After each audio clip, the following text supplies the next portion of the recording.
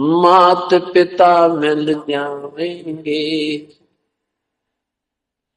मात पिता मिल जाएंगे, 1,84 माही। सतगुरु सेवा और बंदगी ये फेर मिलन की नाई। आदरणीय कबीर परमेश्वर कहते हैं कि माता पिता तो आपको, परिवार तो आपको बहुत मिल जाएगा 84 लाख योनियों में। पशु जोनि में जन्म होगा वहां भी माता पिता होंगे, पक्षी जोनि में जन्म होगा वहां भी माता पिता मिल जाएंगे, मनुष्य जोनि में जन्म होगा वहां भी माता पिता मिल जाएंगे।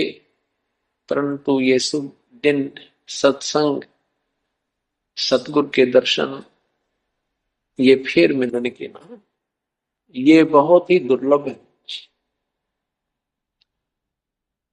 परमात्मा अपनी महिमा आप ही सुनाते हैं, आप ही एक दास का रोल करते हैं, आप ही एक भक्त बनते हैं, आप ही संत बनते हैं, स्वयं ही प्रभु का भी रोल स्वयं ही करते हैं। कहते हैं कबीर राम बुलावा भेजिया, दिया कबीरा रो, जो सुख है सत्संग में वो बैकुंठ में न हो। संत के जो संग में जो सुख है वो स्वर्ग में भी नहीं। स्वर्ग क्या है? स्वर्ग भी एक स्थान है, एक पृथ्वी है। जैसा ये पृथ्वी लोक है ऐसा ही एक स्वर्ग लोक है। वहां पर वो पुण्य आत्मा रहती हैं जिनके अच्छे भक्ति कर्म हैं, भक्ति संस्कार हैं, पुण्य कर्म ज्यादा हैं। जैसे कोई अच्छी शिक्षा ग्रहण बच्चा कर लेता है, वो उच्च पोस्ट प्राप्त करता है, अच्छी पोस्ट प्राप्त करके फिर उसकी रहने सहने की सारी सुविधाएं अन्य नागरिकों से भिन्न होती है, अच्छी होती है। इतना ही फर्क जा, इतना ही अंतर जाने तो वहां पर भी ऐसे ही जन्म है, मृत्यु है, आपस में राग और द्वेष है, छोटे और बड़े की वहां पर भी ऐसे ही व्यवस्था है। तो परमात्मा कहते हैं अभी तक आप स्वर्ग स्वर्ग की क्या करते थे? परमेश्वर कहते हैं हमें तो कोई स्वर्ग में बुलावे तो हमारी तो इच्छा नहीं वहां जाने की। उस स्वर्ग से तो यहाँ परम संत के, पूर्ण संत के चरणों में, उनके अमृत वचनों में जो आनंद आता है वो स्वर्ग में नहीं। परमात्मा हमें याद दिलाते हैं राम नाम रटते रहो, राम नाम रटते रहो, जब तक घट में प्राणी, कब हो तो दीन दयाल के भिनक पड़ेगी कहानी। सत्संग में जो प्राणी आता है उसको अपने मानव जीवन के मूल उद्देश्य का ज्ञान होता है। उसको ज्ञान होता है तू कौन है, कहां से आया था, कहां तुझे जाना है, आपका क्या कर्तव्य था, कर क्या रहे हैं। ये निर्णय सत्संग से, संतों के विचारों से ही प्राणी को प्राप्त होता है। जब तक ये प्राणी सत्संग में नहीं आता तो ये अपने उस दैनिक कार्य को ही अंतिम और सर्वश्रेष्ठ मानकर उसमें आरूढ़ रहता है। और जब सत्संग में आता है, अपने वास्तविक कार्य का ज्ञान होता है, फिर उतनी ही लगन से इस कार्य में भी ये संलग्न हो जाता है। जब हमें किसी वस्तु की गुणों और अवगुणों का ज्ञान होगा, फिर हम उसकी प्राप्ति या उसको त्यागने के लिए उत्सुक होंगे, लगन बनाएंगे। सत्संग के अंदर क्या ज्ञान कराया जाता है?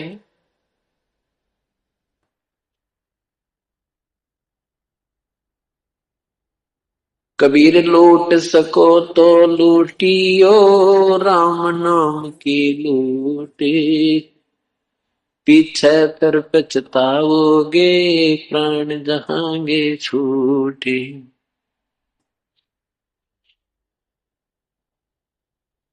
पृथ्वीपति चकवे गए, जिनके चक्र चलनते, ये रावण सरीखे कौन गुण, ऐसे गए अनंत।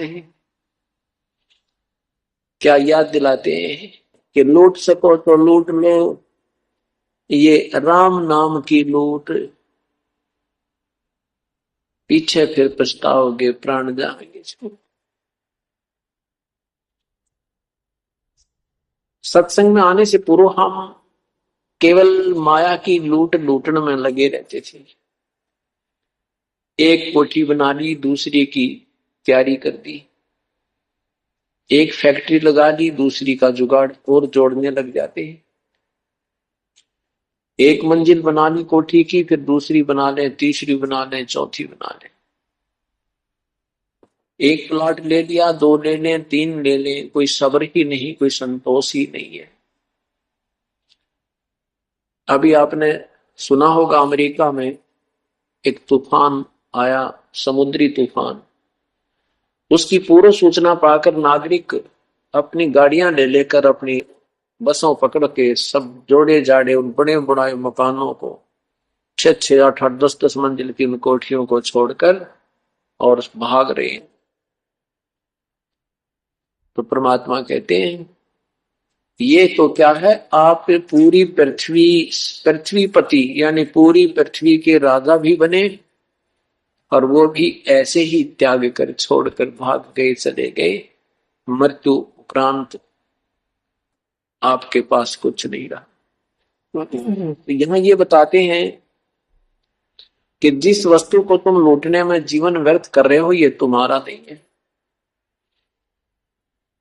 सन 2000 में 26 जनवरी सन 2000 के अंदर के दिन हिंदुस्तान में गणतंत्र दिवस की तैयारी हो रही थी, और गुजरात के अंदर एक भयंकर भूकंप आया, जिसमें लाखों लोगों की जान गई। और 1-2 मिनट पहले उनको पता नहीं था कि आज तुम्हारे ऊपर क्या कहर टूटने वाला है।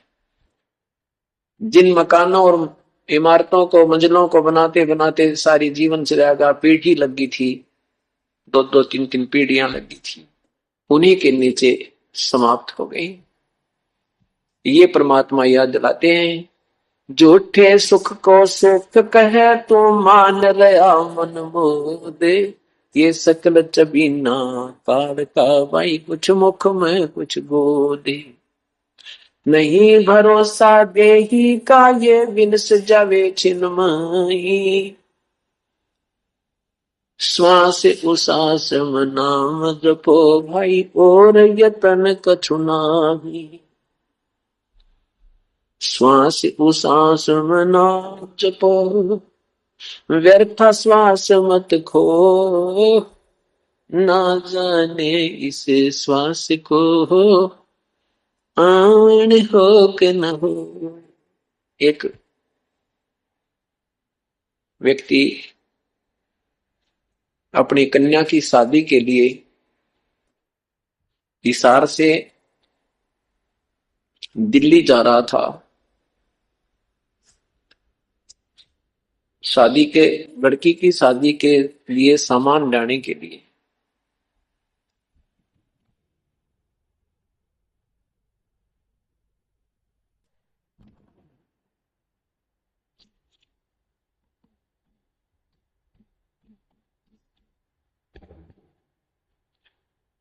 तो वहां रास्ते में उनकी गाड़ी ट्रक के नीचे कुचली गई। परिवार के 4 ही सदस्य थे, चारों के चारों गाड़ी में विराजमान थे। वो कार गाड़ी वही समाप्त होगी, सारा परिवार गया। उस पे करोड़ों की संपत्ति, लिखा था कि उस पे करोड़, आज से 7-8-10 वर्ष पहले की बात है, करोड़ों की संपत्ति थी, 3-4 मंजिल का मकान था। और अब क्या है, हे भगवान, यही याद दिलाते परमात्मा।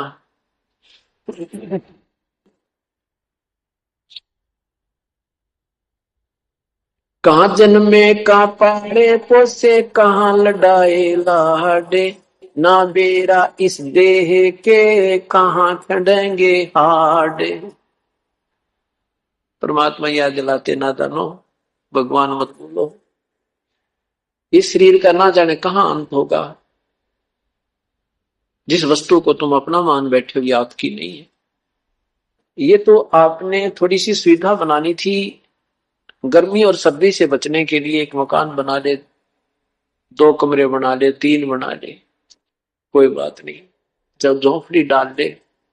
उद्देश्य केवल इतना ही है कि आपत्ति से बचकर अपनी भक्ति करें, इस शरीर की सुरक्षा रखें। जब तक ये श्वास प्रभु ने दिए हैं और साथ में प्रभु को याद करें।